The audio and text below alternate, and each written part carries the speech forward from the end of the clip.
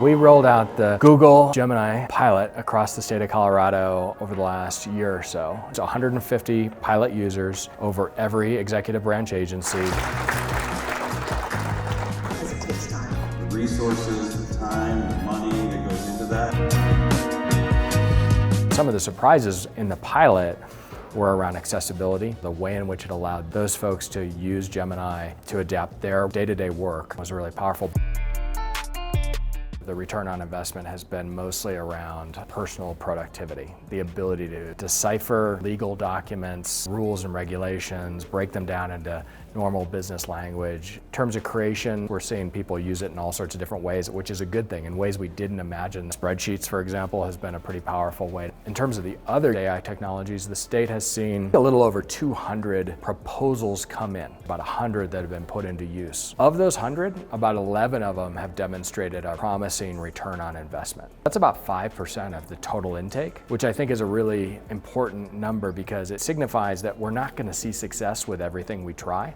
And we have to, as a government entity, get comfortable, which is hard for public sector to do, get comfortable with trial and error and with things failing and us retiring them quickly and minimum viable product. The stuff that does pan out will probably be enough to warrant all those other ones that don't. A theme that I couldn't see 6 months ago, but I see now, is this theme around accelerated training and how much more quickly we can get 911 operators fully trained and in the field. AI's been tremendously successful at training those folks more quickly with getting them productive.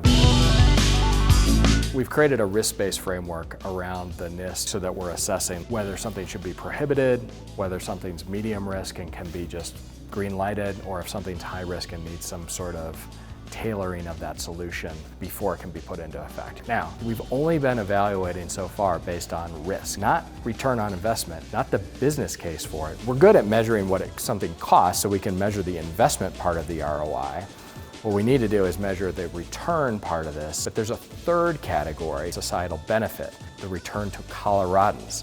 So if an AI solution reduces crime, or gets SNAP benefits, food stamps, into the hands of folks faster. Any of those, the state government doesn't have. The people we represent, Coloradans, do have a return.